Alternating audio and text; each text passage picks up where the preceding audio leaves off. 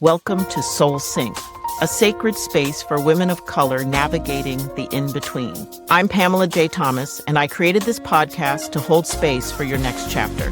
Let's take a breath and begin.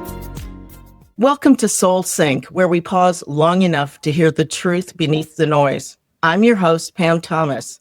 Today's episode invites us into a conversation about how to navigate transitions and what are some of those spiritual tools that get us through that journey. And I'm so honored to be joined by Temeka Thompson. She's a midwife of purpose, a speaker and author, all sorts of exciting things. But I love that midwife of purpose thing. But before we get started, what I'd like to do is have us all take a breath together. So I'm going to invite you to plant those feet firmly on the floor. Plant your sits bones where you sit down firmly on your chair. Notice that the floor and the chair are fully supporting you. Give your shoulders a little wiggle. We often carry a lot of tension there. Give your neck a little wiggle just to release the tension. And when you're ready, let's take a slow, deep breath in together. Hold it for just a second. And exhale slowly through your mouth. And if we do it one more time, take a slow, deep breath in together. And hold. And exhale slowly through your mouth. And I invite you to bring something in and let something go and be present in this conversation. And when you're ready, you can open your eyes and we'll get going. Hi, Tamika. Thank you so much for being here. We're excited to explore this idea of transition and transformation with you. Thank you so much for having me. And I have to apologize. I didn't know where our eyes were supposed to be closed. So they You don't have to close your eyes. Maybe I didn't say it. Okay. It all works whatever way it works for you. It's all good. Okay. Yeah. Well, no, thank you so much for that. It has been a very interesting morning, so I definitely needed that. So thank you so much for that. Yeah. Just to bring us to our center so we tend to run on the nervous energy of our bodies, and just a moment to bring yourself to your center so we can have this powerful and soulful conversation. I would love to ask you about your journey, because this is the way we start this conversation, is about sharing our journey and what moments of transition were formative for you and how you navigated them. There's so many of us, in particular Black women, in transition at the moment. It's really powerful for us to share our stories. Yeah, thank you so much. Now, I don't know how far back you want me to start with the transformation or any What you think the transformation. important points are is what I would suggest. That's normally where you can share the most powerful lessons, as I know you know. Right. So I will start with understanding. I know that understanding that I no longer had to be the victim of being a molested child when I Mm, was younger. It's one thing to be a victim and to move in that victim mentality and go throughout life in that space. But the moment that I realized that I was no longer the victim was a transitional point for me. yeah. Also, realizing that I am a survivor of 9/11, and again, not taking that as a victim mentality. And there were I think so many transitions and points inside of my life where my husband and I we were on the brink of divorce. We've been married now 27 years, praise God. Wow. That's a But milestone moment. yes, indeed. But at year 10 and 11, I stepped out on our marriage, and it was a shifting point for us. And through that brutal restoration, I think was the moment and that pivotal moment in my life. If we're really talking about transitions, I think it was that moment in our lives where I realized that I needed help and I needed to be healed. There were so many things that I had brought inside of my marriage that I did not realize that I brought inside of the marriage, and so many Yeah. points inside of my life that I knew that I needed healing. And so that started a journey for me to become the best version of who God created me to be. And Yeah. that for me, I think was the pivotal point for me. And that's been, oh my gosh, that's been quite some time ago.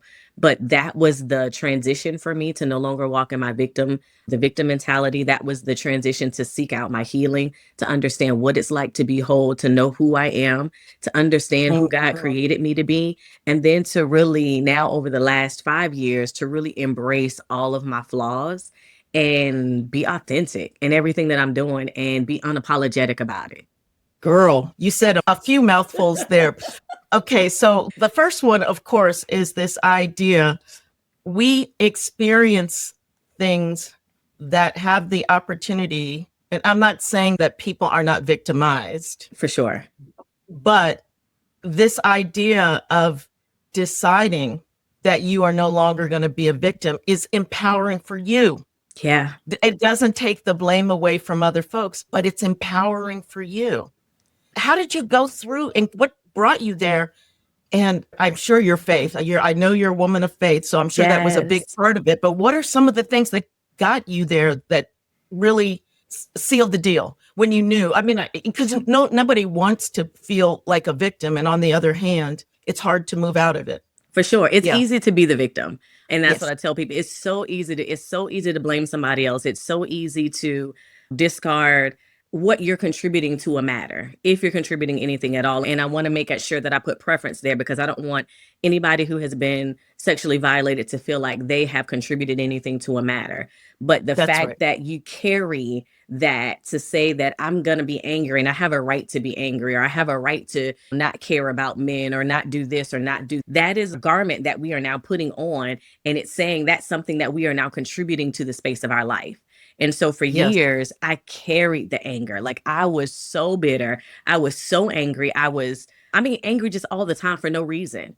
And Yeah. it wasn't anybody else's fault that I was angry. It was just because I did not understand how to take and unravel and deal with the feelings and Yes. the pain and all the things that I was dealing with internally. And so therapy was amazing for me. I am a woman of faith, but there were times I'll tell you, Pam, I was on the praise and worship team and going home wanting to commit suicide and attempted Uh, to once. yeah. Just because I think, and this doesn't speak to everybody, but there was a church culture environment that I was in that made me feel like I had to be perfect, that I had to Mm. pray a certain way, that I had to show up a certain way, that I had to look a certain way. And so here I am fighting all these thoughts, these things that are taking place inside of my life where I'm fighting against why I'm the one that's being targeted for the molestation, why I'm the one that's targeted, why am I the one that's always going through all the things? Again, that victim mentality, why me, why me? Yes. And then Yes. having these voids, having this emptiness, not fully aware of who I am, having all the insecurities, and then not really understanding why I'm even here on this earth or created, and then stepping into a church environment where they're saying, oh, you have to be saved and holy or you're going to hell. And I'm like, but wait, I don't want Yeah. to always wear pants. I don't want to do this and I don't want to do that. And can I love God? And are there any areas like what are all the things? And do I have to pray like that? Am I not saved if I Yeah. don't pray like that? It's like just Yeah. all the things. And so I'm like, wait a minute, if I'm not perfect enough for the world because I'm being targeted in this space and then I'm not perfect enough for the church, then where's the space for me? And really, we think of church. By the way, I've been to seminary and I have done the things. So I am a woman of faith also. And yet, and I had this conversation with my sister circle this week. There's been a lot of loss in this season. There tends Yeah. to be a lot of loss in this season, anyhow. And somebody said, I'm angry. And I said, yeah. The things that at least I can say, I worship a God that can handle my anger For too. sure. Yes. And so the perfection thing that we put on each other, I don't know if I believe that God is the author of that. I think that may be Correct. something other than God's word. Yeah, And because what is it that the creator can't handle? for sure. For sure. We need, and that's who we need to take it to. Look, I am not critical. There's always a word and a message in the church, but you also have a personal relationship. For sure. And I Yes. think Yeah. that was another pivotal point for me because when I first started, I didn't realize that. I didn't Yes. realize Yeah. Yeah. It's that, hard hey, to I know could that go. sometimes. Yeah, it was just we were going to church doing all the things. And again, it's the church culture. Not Yes. that is what, Christ is saying, or that's what Jesus, or that's not what That's right. he's saying or doing. It's the church culture. And That's right. so the moment that I realized that, hey, I could go to him like for myself, it was therapy, and worship saved my life.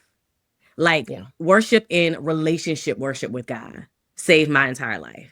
I was telling a client 2 weeks ago, she was like, so how do you do it, Tamika? How do you keep going? Like, are you always as happy? And I'm like, I'm not always as happy, but I have a reassurance and a knowing that I know God is with me. I don't care Yeah. what is going on, what is taking place. The fact that he brought me out of the muck of where I was, the mentality that I had, the thoughts that I were having of myself and other people. Listen, I know God is real. I know he could save and I know he can heal. And I That's thank right. him for he's a deliverer because he really is.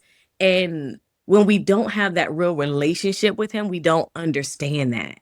That's There's right. a tradition, there's a religion, but then there's a relationship. Yes, ma'am. That's the thing. Yeah. The promise, I think a lot of people, there is also this theology around, and I'm not calling any names or anything because I think it's in a lot of places, that if your life doesn't look a certain way, that means you're not walking the right way. I don't think my understanding of what I have studied and what I know from my relationship with God, there was never a promise that everything would be perfect and all of that. The promise is that God is with you. Yeah. Always. God is with us through it all. That's the promise. And that's the hope. And that's the comfort. All of those are the things that are the promise. It's not that you won't have challenges. Right. And it's not that God, and I also don't know that I believe that God is punishing me because things happen that I don't like. I think we as human beings have a tendency to label things that, because there's so much. Look, how could we possibly understand the fullness of God? We don't, Right. which is not to say that God doesn't give you, I mean, there's also people that kind of make it into something God doesn't give you more than you can handle, which is hard when you're in a circumstance for somebody to say that to you and brush off all the things you're feeling in a sense. That's what it could feel like. Yeah. But the truth is that we can't understand the big picture. We never have. We never will. Right. And it's not that God is willing it on you or anything, but there is a divine hand in all that's happening. And sometimes it takes a really long time, but there can be gifts out of every circumstance, no matter how we judge it, good or bad.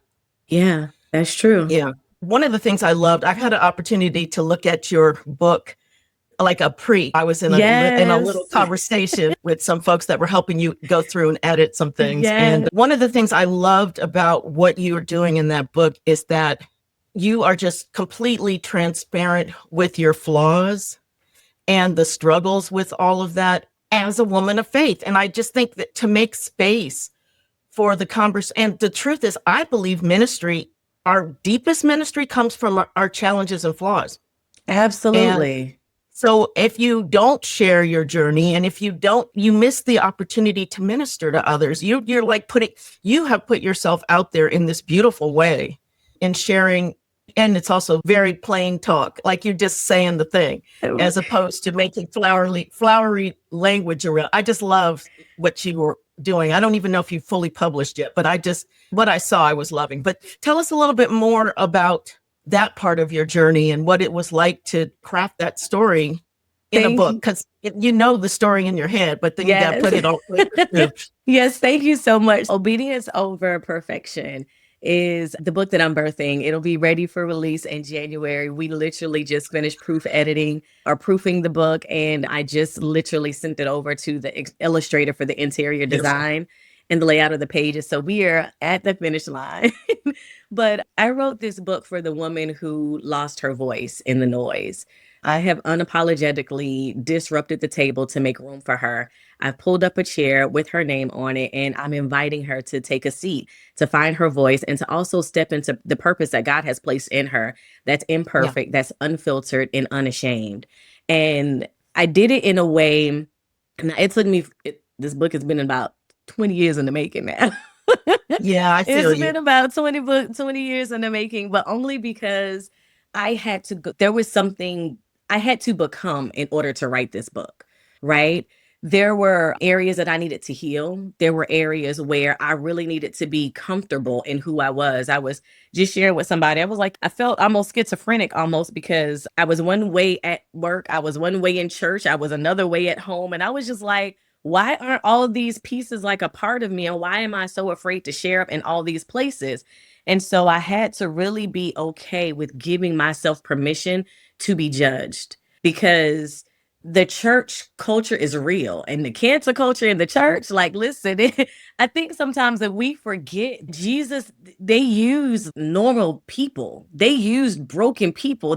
Like, there was no doubt in my mind that a lot of the people that the church turns away are the same people that Jesus would have been at sitting and talking and dealing with, just at a regular level, and not pushing or dismissing them away. And Jesus because, goes for the one. yeah, That's the one lost. That is the message. The message right. is the least of us are where you find the most of Jesus and God. And that's what I think we miss it. And because we miss it, there are so many people who don't feel like they have a place in church. They don't feel like they even have a purpose, that God has given them a purpose. They don't feel like they matter, that they can do anything, or that they have anything that they can offer to God. And I'm like, wait a minute. Like, you're Your the one he life, came yes. for. That's What are we talking about? So I'm very authentic in the full transparency of the manuscript, with being, and it's a sis. It's like a hey sis moment.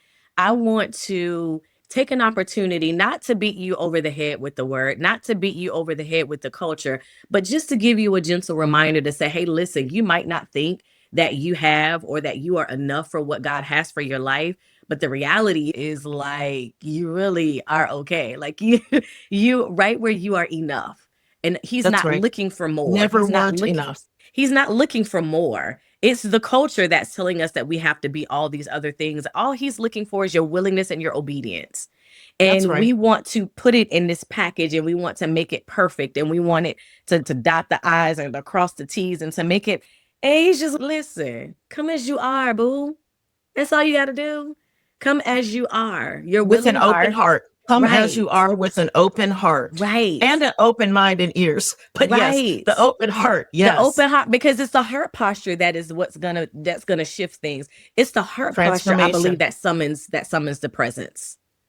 Yes, it does. Absolutely. That's, Yeah. and the heart is where the source of transformation is too. That's why Yeah. there's all of these words about a change of heart, because Yeah. it's that heart space. When the change of heart happens, amazing things can happen.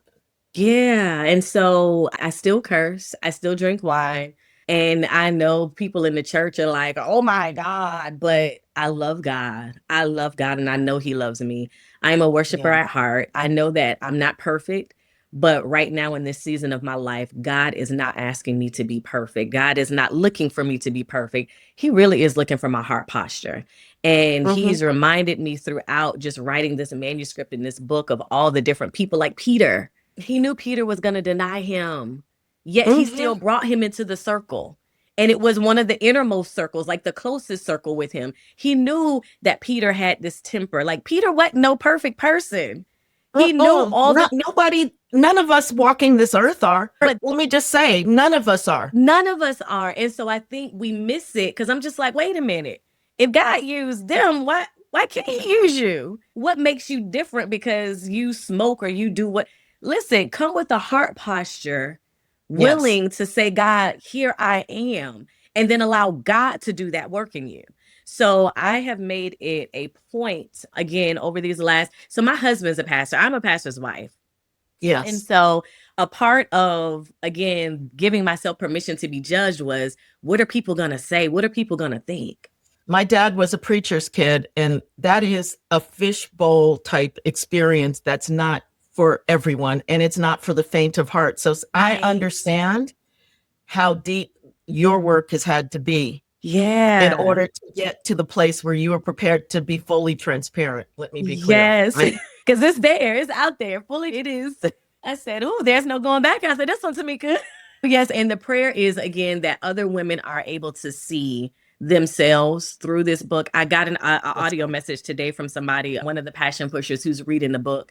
And she was just like, sis, oh my God, like the level of transparency. And she didn't even get the full manuscript. It was just the intro and the first chapter. And she Yeah. was just like, the level of transparency. I now know why God placed you in my life. because I Well, need other women to know that you don't have to be perfect in this season. All you have to do is be and we allow never God to we do the never did rest. have to be, and the whole, it's not only the church culture, the whole culture tells women that we have to be perfect on the outside and all of the things. And we've never had to be perfect. We just have to be authentic to our soul's purpose. And That's obedient. the only other part of it I would add. It's authentic to the soul's purpose, which Yeah. often is not. If you don't take the time to pause, that's why I say we pause long enough to hear the truth beneath the noise at the beginning. I heard you Yeah. talk about pausing too. Yes. But if we don't pause, we never can hear that's the voice of our soul. The soul's voice is one of the quietest voices in your head, unless you're in danger. And if you're in danger, it will try to protect you that way. The soul's voice is quiet. And if you don't listen, it will get quieter and quieter. So it's up to us. I know this thing about being chosen is in scripture.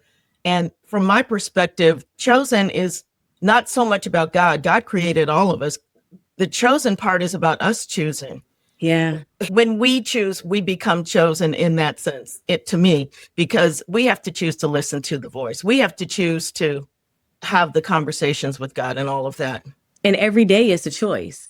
Right? Every day. Every day I was telling my client, I was like, every day I have to choose God. Every That's like right. moments throughout the day, I have to choose That's God. right. There is, it's a choice, and we all have the liberty and the opportunity and the ability to choose.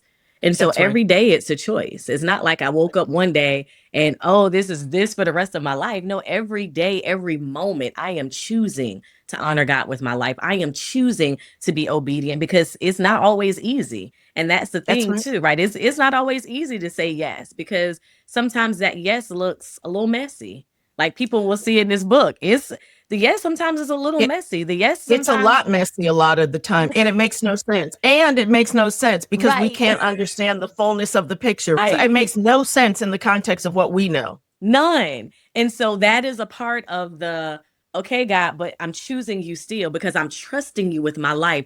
I'm trusting you that I know you're not going to leave me. I know you're not going to forsake me. And I know that whatever this is, I know it's going to work out for my good, because God, you are with me. That's Yeah. right. That's right. That's right. Tell us a little bit more about some of the myths that you had to release in order to start to live this way, because I know there has to be plenty of those. Oh my gosh. Some of the myths, right? You mentioned one, which is that idea that we have to be perfect. Yeah. So So for you sure, covered a big one. I think one of the biggest things, but then also another thing was that like you had to have all, and it aligns with the perfect, but the different certifications and the different, we want to go and put all these things, we go and attend all these seminars and workshops and conferences and do all these things. I'm just like, wait a minute, God didn't ask us to do all of that. He's strongest in our weakness. And so if And we have an ordained purpose that has nothing to do with all those certifications. right, absolutely nothing to do with it. And It so might. I'm not going to say it never does, because my personal circumstances, I have a finance degree and an economics degree, and people were like, when are you going to seminary? And I was like, I am not going back to school for 10 years. So yeah, sometimes it has to do with it, not, but then the cosmic 2x4 finally hit me over the head. But it doesn't, but the ordained purpose is not, it's not about the certifications. It's right. about walking the narrow path, which is when you're listening, that's the narrow path. It's not all these rules and regs externally guiding us. It's about listening. That's the narrow path. And then another myth was that I have to know the Bible front and backwards. Yeah. And I'm just like, well, wait a minute. Okay, there are people who know, and let me give context, right? I'm not saying you don't have to know the Bible, or it's not good to not, like, you want to know the Absolutely not. Bible. You want to know what's inside of the Bible, but that is not a requirement for you to move in purpose. That's That was right. one of the things that was stopping me for so long, especially when my husband, oh my gosh, he's been pastoring full time now for 5 years. And when he first told me, I was like, I'm not ready, babes. I'm not ready to be a pastor's wife. And he was just like, babes, what do you mean? What do you think are the requirements? And I was just like, I'm not wearing hats. I'm not wearing shoulder pads. I like some distressed ripped jeans and some cute heels and some tights. Like, I'm just not what as a pastor's wife. And I don't want to have to change to become that. He was like, I'm not asking you to. I was just like, but are you sure everybody's going to be okay with that? And he was just like, I just need you to be you. And I was just like, okay, let's work on this. Just being me. When I tell you I have loved and grown to love like this version of who I am, and I don't have to wear a skirt to be in Yeah. the church. I don't have to, which is what some churches like the women wear dresses and long skirts. And I'm just like, yeah, that ain't me. Like this, and it's not a requirement. Yeah. Yeah. So that was I'm pretty sure it's not a God requirement. I can't say for the culture, but for the God, I'm pretty sure we can do our thing. Oh, are yeah, you so no, muted? it's definitely not a requirement. Not for God, for sure. And but that was a thing that I had to overcome, right? My attire, how I looked. And then also knowing the Bible because again, there are people who know the Bible, who know scripture, but they don't apply it. They don't live it. It's not a part of who they are. And Yeah. I'd rather know little pieces of it and apply the small little pieces of it than be a Yeah. Bible toting Bama. Yeah. And it's So a living word. It is a living word. yeah. The word is a living word. And so it has application to life and the present day.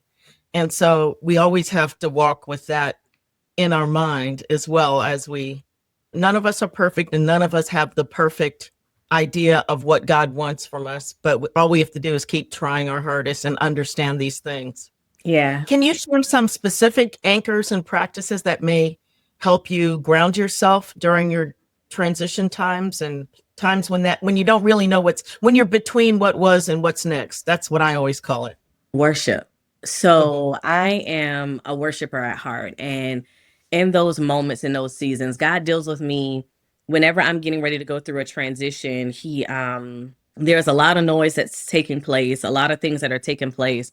And then there's like this plateau. And I know that there's a lot more pressure right before the next level of elevation. And I know Yes. that to be cycles for me in my life. And so when it gets to that point where the noise is like chaotic, one of the things that I do is I look around in my personal environment. Is there like a lot of mess? Is there like a lot of clutter? I free all that clutter space and I just worship. And when I say worship, like I really am finding that place of just being with God, being in God, in his presence, so that I can Mm. find that stability to just anchor me because otherwise I'm going back and fro. There's too much chaos going on.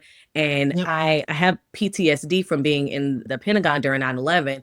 And so for Yeah. me, when I tell people that worship saved my life, like worship say God meets me in the worship. And if I ever get to a point in my life where I don't hear God or God doesn't meet me in my worship, like I don't know what's going to happen because Yeah. God meets me there and he speaks to me there and he speaks to me in my writing. And so when I worship, he's oftentimes giving me something to write about or to journal about. And it's an Yep. instruction, it's a direction, it's something for the next phase that's going to prepare me for where he's leading Yes. me. And that's Yes. always been true for my life. Yes. Yeah. So the times when God's not listening, we call the dark night of the soul because those feel really dark for sure. I think I've had a couple experiences that have felt like that for sure. And the thing is that I'm here to tell you that if you keep listening, God hasn't gone anywhere. We just weren't quite ready for Right. whatever reason to hear what it is. But that's the hardest. The waiting on the Lord part of the journey is the hardest It part is for the sure. hardest part. For Yeah. sure. That's the part that we all need help navigating and a community to navigate it with so that we can stay the course. Yeah, for sure. But it definitely is worship in the presence of God only because that has been anchoring. Some people they can go to the word of God, but I literally cannot go to the word of God without being able to like have some type like I can go, but I don't get the Yeah. revelation unless I have Yeah. just come from worship. He Yeah. really does meet me. He speaks to me there. Yeah. That's Beautiful. yeah. I want to ask you a real talk question Yeah. and let you answer. What's a question that you're currently living into at the moment? That I'm currently living into. So you don't have the answer, but the question's arisen and you're kind of, I don't know if there's a question you said that I'm currently living in. yeah. So for me, I'll tell you what mine is and maybe it'll help you. And if not, that's okay. You don't have to have an answer. You may not be living into a question. But for me, it's how to attract the community, the team to do the work at the end of the day. So for me, I don't know that it's a question. I will say, I'll lead with this and maybe hopefully this is, so I'll leave with this. I released a gospel album back in 2006. It was a praise and worship album. Yeah. And it was phenomenal. God breathed over it. Like, it was much bigger than what we ever thought that it was going to be as an independent Christian artist. And I lost my way through that process. I went in with leading with God in relationship. There was a place and a time where I found myself where it shifted from the worship and honoring God to the performance of man and people. It was the scariest thing of my life, and probably another reason why it took me so long to write this book, because it really scared me. I know some people will say that God doesn't take his glory, but there was a shift that I really felt like God's glory was removed from my life in that Yeah. moment, and I did not want to sing anymore. I gave it all up. I was like, I'm done. I was carrying my daughter at the time. She was not about the studio life. My son, who is 25, he grew up in the studio, so he was okay. He was accustomed to that. But my daughter, she was Yeah. very different. And so I was like, all right, Yeah. this is that season. This is that time. I'm done. And I didn't want to go back. I didn't want to do praise and worship anymore. I didn't want to sing, didn't want to do anything. And if I have a question, my question, and I don't even know if it's a question or if it's a statement more Yeah. so, Yeah. my thing right now in this season is, God, not only I no longer want to shrink, because I also had a thing of shrinking because I didn't know who I was. But I no longer want to go back to shrinking. But my thing with God is, God, please hold me and keep me anchored so that I never have to go back and experience that again. Yeah. Because I don't want to get ahead of God. I don't want to get in front of God. I don't want his glory. And I do not want to be in a place to where it then becomes about performing for the people ever again in my life. So I don't know if Wow. it's a question more than it is a statement, because I don't ever want to experience that. No, that's beautiful. And in fact, you said it in a slightly different way before, and I had meant to ask you this or have this part of the conversation with you, but you brought me back because visibility, in order to do the work, not for everyone, Yeah. but some of us, and I know you're one of them, I can tell by what I know about you. And I know that I'm one too. Some of us, the type of work that our soul purpose is calling us to do requires visibility. Yeah. And because people have to know what you're doing, it's another level of responsibility. It's another level of risk. It's truly risk. When Yeah. you put yourself out there, it is a risky thing because we know what the world likes to do. They'll cheer you up the mountain, and as soon as you have one misstep, they will punish you deeply. And so having that anchor with your spiritual life is probably the only way to do this. And it doesn't mean it's necessarily going to be easy, but the only way to do the visibility piece well is to have that anchor so deep that nothing can really shake you. Yeah. And so we just have to keep going deeper. I keep telling my people, I'm like, the only thing I can tell you in this moment, and it's not even just about visibility. This is a moment, if it wasn't clear before, that we need to be trying to go deeper. For sure. Yeah. Not skirting this. We can't skirt the surface anymore. We have to go deeper in order to bring ourselves the clarity to move with purpose in the way that we need to preserve what we want for our kids. That's all I can say about it. That's another whole conversation. And we're almost at 40 minutes, so we can't start that one. I want to have that one with you though. Yes, I would love to. Yeah. Yeah. So we're drawing to a close here, and I want to ask, how can our listeners find you and support your work? Yeah, so I am Temeka Thompson on Instagram, on TikTok, and Facebook. And then also YouTube as well. Unlock Her Next. I have a podcast that's listed on YouTube under Unlock Her Next.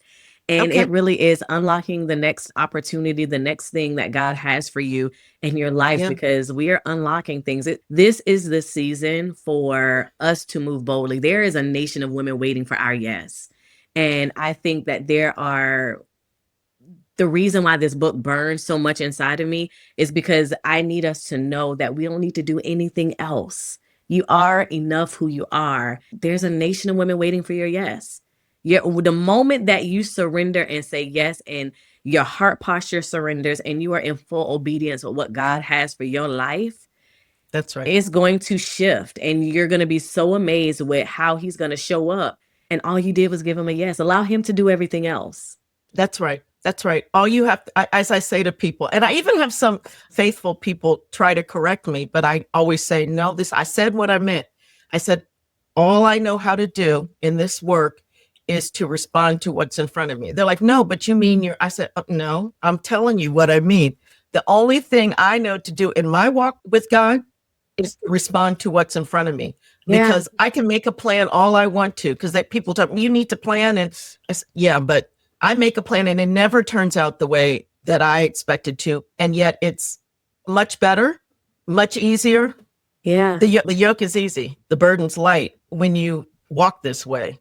And it doesn't mean that there's not work. There's hard work, but it's always much simpler in many respects than what I could have planned in my little head.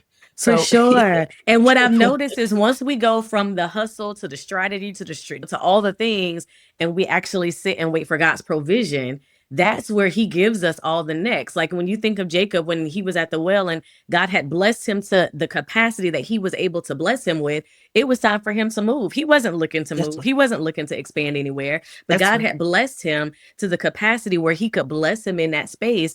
And so he had to go and seek God at every level to be able to get God's provision. And he was like, God's not here. This is not God. And he had to go until he was able to find God. Once he was able to meet God at that particular, God then gave him provision where he then blessed him beyond what he could even ever try to think of or strategize or come up on his own. And so I think, again, that's the culture of just life where we feel, because I was there. I got to hustle. I got to do this. I got to do that. And just spinning wheels. When we serve a God who's a God of provision, who will give us the next and will show us and will guide us the next. And so, yeah, the provision is much better than the strategy any day. Yeah, but the waiting's hard. Look, waiting is hard. The waiting part, I have been walking from my perspective closely for a long time. And the waiting's always hard, and it always feels too long, and you're always like at the edge of about to break, and then the breakthrough comes. But yeah. Tamika, thank you so much for being here. This is a beautiful conversation just about possibilities. It's just so important, the word that you're sharing, which is that you are enough now, and all you need to do is step up and lean in. Yeah. And God has you. He's got you. Yeah. It's obedience over perfection. Yeah. Yeah. Beautiful. For sure. Beautiful. Thank you so much for having me. I so appreciate you. I love you so much. We'll have you back too. I'm sure you'll be back. I don't know when, but I'm sure you'll be back. So if you give me one more second, we'll just close out here with a brief invitation for the audience. If today's episode spoke to you, I invite you to reflect on this question. What's one soul-aligned step I can take from here? And as always, subscribe, share this with someone who's standing at their own threshold, and join us again for the next soul synced moment. What if retirement wasn't a finish line, but a sacred beginning? Women Don't Retire is a call to reimagine your next chapter with purpose, power, and joy. I share real stories, deep truths, and practical wisdom for women ready to lead, even after leaving the title behind. Available now where books are sold. See the show notes for a link to get your copy today. Take a breath with me. A real one. Not rushed, not shallow, but the kind that meets you exactly where you are and reminds you you are already enough. In this conversation with Temeka Thompson, we touched something sacred.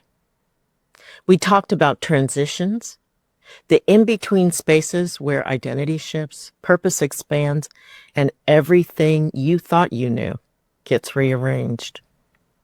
We talked about the myth of perfection and what it means to show up as your authentic self, even when the path is unclear, even when you're still healing.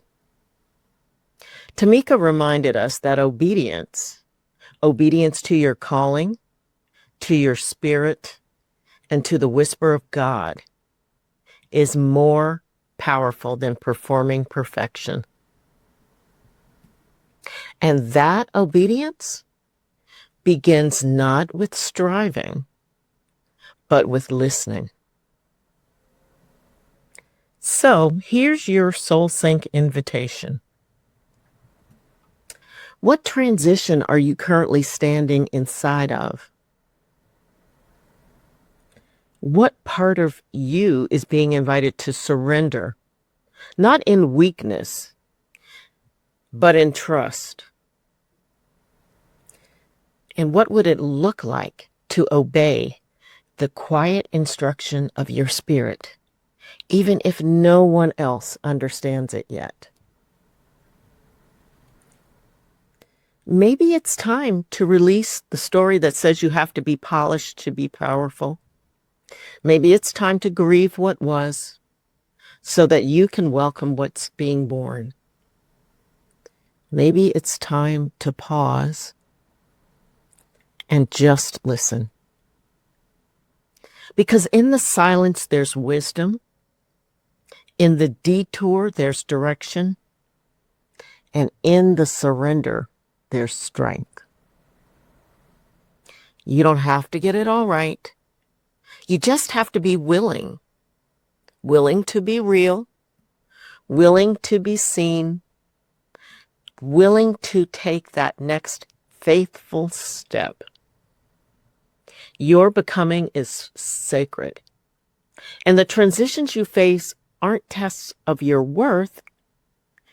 They're invitations into deeper alignment. So let this season be less about control and more about communion. Less about perfection and more about presence. Until next time, may you continue to live soul first.